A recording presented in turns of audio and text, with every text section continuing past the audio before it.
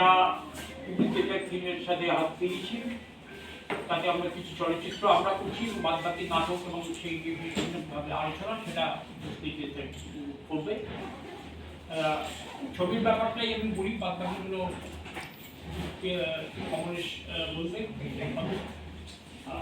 আমরা 8 তারিখে এই চ্যানেলটি আমরা তখন থিয়েটারের উপরে যে ছোটো একটা হল আছে তারপরে জানিস সেখানে আমরা করছি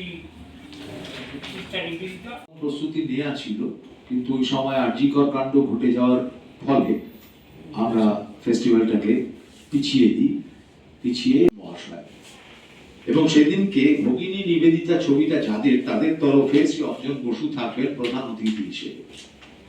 এরকম ভাবে দেখবেন প্রতিদিনই আমরা বিপত্তির মুখে আমাদের পড়তে হলো। রবি প্রতাপ দা বা বিশ্বজিৎ বললেন তার ফলস্বরূপ রয়েছেন এবং তাকে সেইভাবে আমরা শ্রদ্ধা জানাচ্ছি।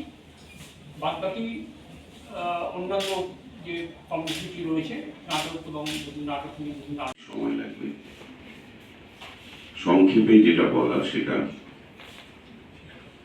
আমার দলের সম্পাদক প্রতাপ ঘোষ বলেছে কিছুটা।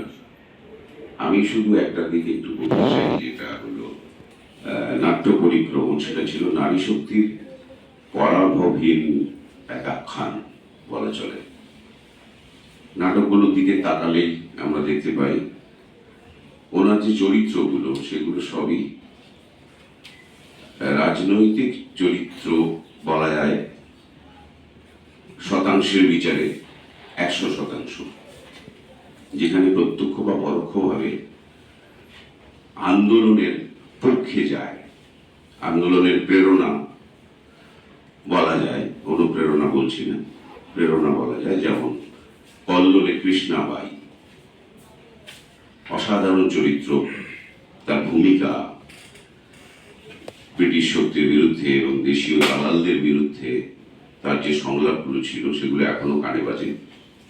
টিনের তলোয়ারে বসুন্ধরা, একলা চলরেতে যোগমায়া এবং ব্যারিকেডে ফ্রাউইংকে সাউরিটস, এগুলো ভীষণভাবে উল্লেখযোগ্য। আমরা এগুলো লক্ষ্য করলেই বুঝতে পারি যে ওনার ভূমিকা কি ছিল নাট্য আন্দোলনে, উৎপল দত্তের সহধর্মিণী হিসাবে, সহযোগী শিল্পী হিসাবে।